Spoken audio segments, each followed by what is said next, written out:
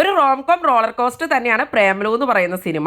Comedy romance എന്നുള്ള രീതിയിൽ നമ്മൾ തെലുങ്ക് സിനിമയൊക്കെ കാണുന്നില്ല, ആ ഒരു മേക്കിംഗ് തന്നെയാണ് ഇതിന്റെന്ന് വേണം പറയാനായിട്ട്. വളരെ രസകരമായിട്ടുള്ള രീതിയിൽ 2.5 മണിക്കൂർ എൻജോയ് ചെയ്ത് കാണാൻ പറ്റുന്ന റൊമാൻസ് കോമഡി എന്റർടൈനർ തന്നെയാണ് പ്രേമലു. വളരെ അപ്ഡേറ്റഡ് ആയിട്ടുള്ള നമുക്ക് റിലേറ്റ് ചെയ്യാൻ പറ്റുന്ന കോമഡീസ് ഒക്കെ തന്നെയാണ് സിനിമയിലുള്ളത്. നസ്ലിൻ മമിത കോംബോ ഒക്കെ വളരെയധികം രസകരമായിട്ടുണ്ടായിരുന്നു. നസ്ലിൻ പിന്നെ നമുക്കറിയാം കോമഡി ഒക്കെ കൃത്യമായിട്ട് തന്നെ കൈകാര്യം ചെയ്യുന്ന ഒരാൾ തന്നെയാണ്. അതുപോലെ തന്നെ വളരെയധികം അടിപൊളിയായിട്ടാണ് നസ്ലിന്റെ കൂട്ടുകാരനായിട്ട് അഭിനയിക്കുന്ന സംഗീത പുള്ളിക്കാരന്റെ കോമഡി റോൾ കൈകാര്യം ചെയ്തിട്ടുള്ളത്. ഇവരുടെ കോംബോ തിയേറ്ററിൽ കണ്ടിരിക്കാൻ തന്നെ വളരെയധികം രസകരമായിരുന്നു. പൊന്മുട്ട മീഡിയ എന്ന് പറഞ്ഞ യൂട്യൂബ് ചാനലിൽ ഒരുപാട് കോമഡി റോൾസിൽ പല വീഡിയോസിലും വന്നിട്ടുള്ള ആളാണ് ശ്യാം. പുള്ളിക്കാരനും ഇതിൽ വളരെ രസകരമായിട്ടുള്ള റോളാണ് കൈകാര്യം ചെയ്യുന്നത്.